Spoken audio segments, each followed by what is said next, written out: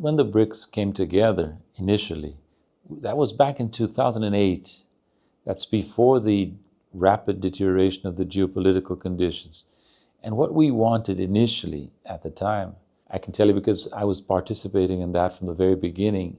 At the time I lived in Washington and was the executive director for Brazil and the IMF. And I had enormous interactions with the Chinese, with the Russians, with the Indians, with the South Africans later. What we wanted was to join forces to try to reform the existing international financial institutions, especially the IMF and the World Bank. So originally the BRICS are still a reformist group.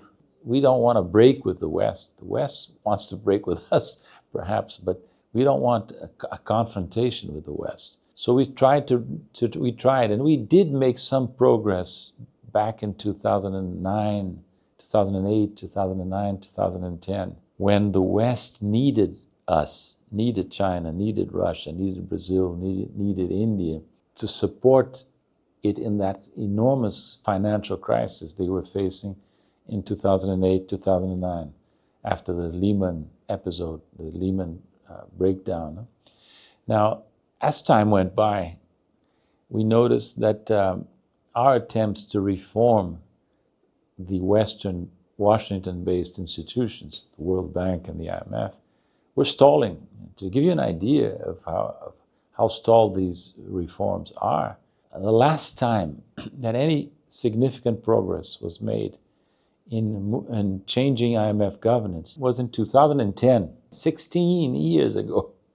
And since then, reform of the IMF governance has stagnated, basic governance. So we learned from this experience, and because of that, the BRICS initiated an attempt to create alternative institutions. Most important one is the New Development Bank, headquartered here in Shanghai. It's a standing institution. If you ever have the chance of visiting the bank's building, you should do, because it's a marvelous building, built by Shanghai municipality for the bank.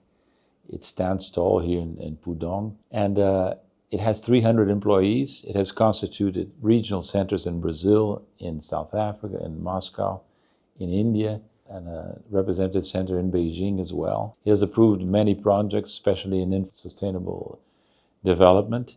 It has also worked outside the dollar, especially with the renminbi, issuing bonds in renminbi and loans denominated in renminbi. So this whole story just to tell you that we were built, the New Development Bank that I helped to build and that I co-founded, was built in a time where sanctions were not that a central concern. They were happening already, but the West was still less reliant on sanctions than it became over time.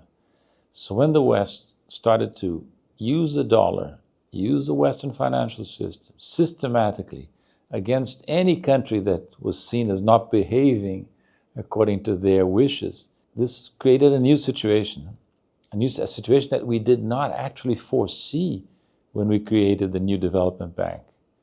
We did not expect such a rupture, such a fragmentation in the world that we have seen, especially since the outbreak of war in Ukraine, when the West decided to sanction Russia in a major way, seizing about $300 billion of assets of the Russian international reserve position, something unprecedented. Of course, we had seen a lot of piracy before with Venezuela, with Afghanistan, with Libya, with Iraq, and so forth. Iran was always subjected to substantial, always, for a long time has been. And so the world has changed a lot. And this affects the BRICS, of course, but affects the institutions that we created. And one major challenge for the New Development Bank, and also for the Asian Infrastructure Investment Bank in Beijing, established in Beijing under Chinese leadership, at the same time that we established the NDB, the New Development Bank here in Shanghai, also the AIB has this challenge. How to work in a world fragmented by sanctions, by uncertainties, by risks that were not there before. Can we deal with that successfully? That's a question mark that we still face in the New Development Bank and also in other institutions of the Global South.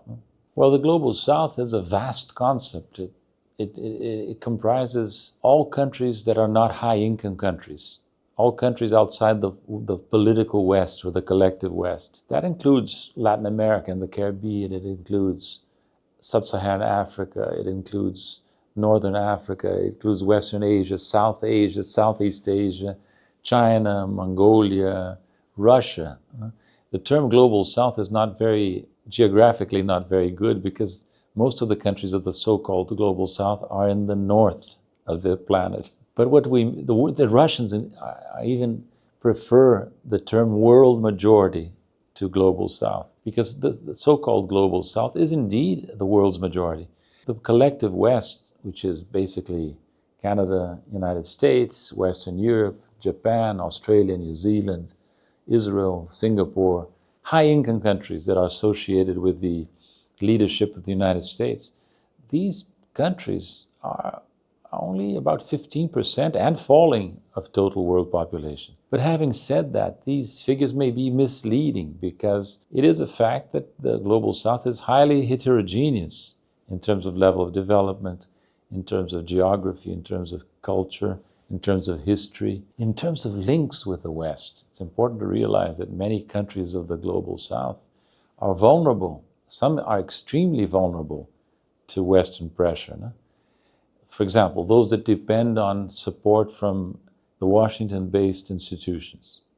They are heavily dependent on the political considerations of their relations with the West. No? This is, of course, less true for countries that do not depend on these institutions. It's clearly less true for China or Russia. No? But it is a very heterogeneous mass. We cannot hope that the Global South, or the world majority, to use the expression that the Russians prefer, can act collectively in an efficient manner in the visible future, no? In the visible horizon. Even the BRICS, even the BRICS, the BRICS political formation is only 10 countries.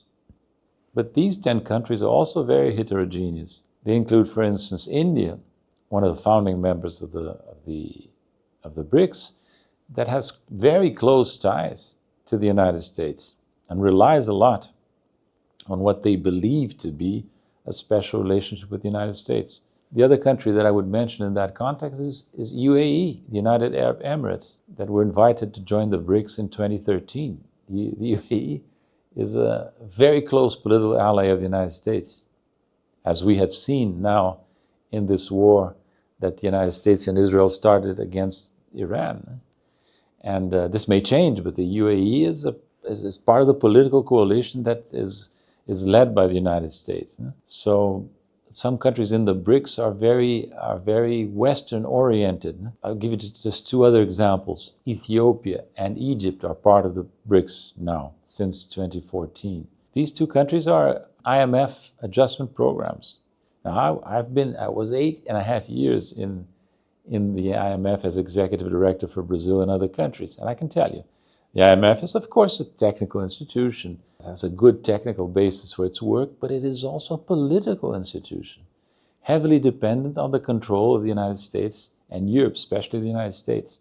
So if a country is under an IMF program and it starts to behave in a way that the US frowns upon, this country will have difficulties in implementing its program, in actually managing its program with the IMF, given that the IMF is, as I said, a political institution. That's why we, the BRICS, were trying to change the IMF, to make it a truly international, multinational institution, a truly global institution, because now it's a Western-controlled institution, not a truly global one.